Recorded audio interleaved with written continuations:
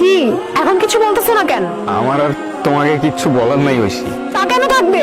কারণ তুমি নিজেও ভালো করে জানো সব দোষ তোমার। সব দোষ আমার। তুমি বুঝে বলতেছো? তুমি কি বলতেছো? তুমি আমার থেকে আলাদা হওয়ার জন্য এমন করতেছো। আমি তোমার থেকে আলাদা হওয়ার জন্য এগুলো করতেছি? ব্রেকআপের কথাটা তুমি উঠাইছো। সিচুয়েশনটা তুমি এমন করছো নির্জন। নতুন কাউরে পাইছো না? নতুন কাউরে পাইছি মানে? নতুন কারে পাইছি আমি? এগুলো না আমার সহ্য হয় না ঐশী, আমার সহ্য হয় না এগুলো। তোমার তখন আমারও সহ্য হয় না। আমি ভালো করে বুঝতেছি এসব। আমি না আর পারতেছি না। আমি তোমার জন্য কি করি নাই তুমি বলো তো? করছোটা কি তুমি আমার জন্য? নিজের যা ইচ্ছা তুমি তাই করতেছো। ও আচ্ছা, ইউটিউবিং করতেছি এইটা? থাক না নির্জন, বাদ দাও এসব কথা। তুমি নিজেও খুব ভালো করে জানো এসব রাস্তায় রাস্তায় ঘুরে ভিডিও বানালে আমার ফ্যামিলি কখনোই মানবে না। তুমি ইচ্ছা করে করতেছো এসব। তো তুমি আমারে কি করতে বলতেছো? কি করবো আমি? তুমি তোমার বাবা মার জন্য আমার প্যাশন ছেড়ে দিতে বলতেছো?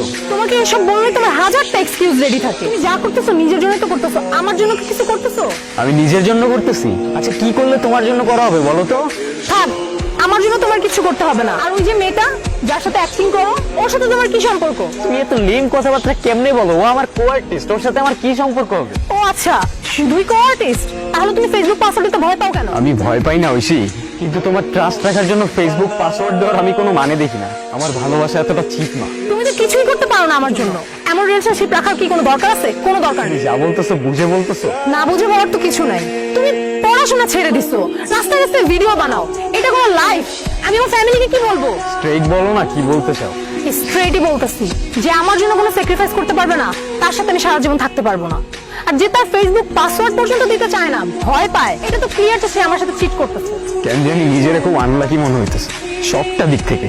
তোমার মধ্যে যদি আমার জন্য এতটুকু পরিমাণ রেসপেক্ট থাকতো। তোমার আছে রেসপেক্ট আমার জন্য? সবটা কথাই তুমি আমার সাথে তোমার কম্পেয়ার করবা। আজকের পর থেকে আর কখনোই করবো না, এটাই শেষ। আগে ঐশী অনেকবার আমার জীবন থেকে চলে গিয়েছিল, ওই এখনকার রিলেশনশিপে যা হয় আর কি, সেম শেড। কিন্তু এবারে চলে যাওয়াটা আমার ভেতরে অনেক বড় একটা দাগ রেখেছে। কিরে আর সবাই কই? কিরে কোথেকে আসলি তুই? আর তুই যে লেন্সের কথা বলছিস নিয়ে নিছিস তো? 26,000 পড়ছে। ছুটে যাবি কবে? কিরে কি হয়েছে তো? হয়েছে কি বলতো? কি বলবো আমি বল? আমার আমার মাথা কাজ করতে। আরে ভাই হয়েছেটা কি বলবি তো? ওর সাথে কিছু হয়েছে? ওর সাথে তো অলওয়েজ কিছু না কিছু হইতে থাকে। আর আজকে তো ও ছেড়ে চলে গেছে আমার। এই দুনিয়াটা এত কমপ্লিকেটেড কেন বলতো?